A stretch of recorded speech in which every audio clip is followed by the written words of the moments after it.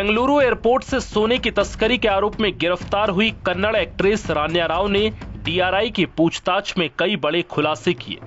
पूछताछ में रान्या राव ने आखिरकार गोल्ड स्मगलिंग के अपने गुनाह को कबूल कर लिया।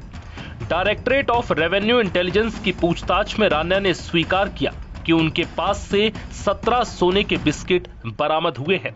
पूछताछ के दौरान रान्या राव भावुक हो गई। उन्होंने कहा कि मैं स्वीकार करती हूं कि मेरे पास से 17 सोने के बिस्किट मिले हैं। मैं अनुरोध करूंगी कि कार्यवाही को यथासंभव निजी रखा जाए।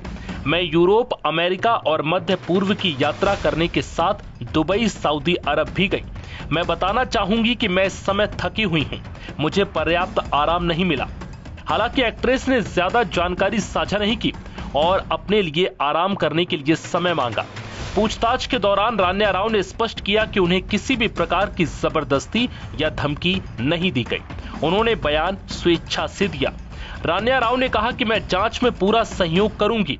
जब भी बुलाया जाएगा हाजिर रहूंगी। मुझे खाने पीने की पेशकश भी की गई थी, लेकिन मैंने सिर्फ पानी पिया क्योंकि मुझे भूख नहीं थी। डीआरआई अब इस पूरे तस्करी नेटवर्क की तह तक जाने के लिए जांच को और गहराई से करने में जुटी है। एजेंसी ये पता लगाने की कोशिश कर रही है कि क्या रान्या राव अकेले इस काम में शामिल थी या उनके पीछे कोई बड़ा गिरोह काम कर रहा था। साथ ही उनके बैंक अकाउंट और अन्य वित्तीय लेन देन की भी जांच की जा रही है। डीआरआई अधिकारियों के मुताबिक रान्या Rao Karnataka state police housing corporation के डीजीपी रामचंद्र राव की सौतेली बेटी हैं। उनकी गतिविधियों पर लंबे समय से नजर रखी जा रही थी।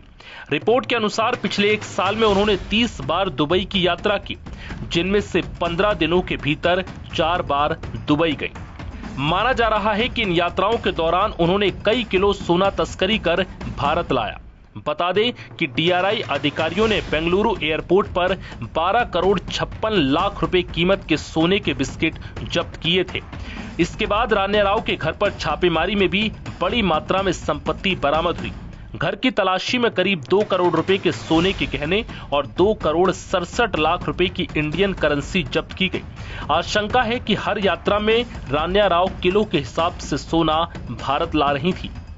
जानकारी के मुताबिक इंडो एशियन न्यूज सर्विस की रिपोर्ट के अनुसार वो एक तस्करी नेटवर्क का हिस्सा थी और दुबई से बेंगलुरु तक सामान की तस्करी के लिए भारी कमीशन लेती थी।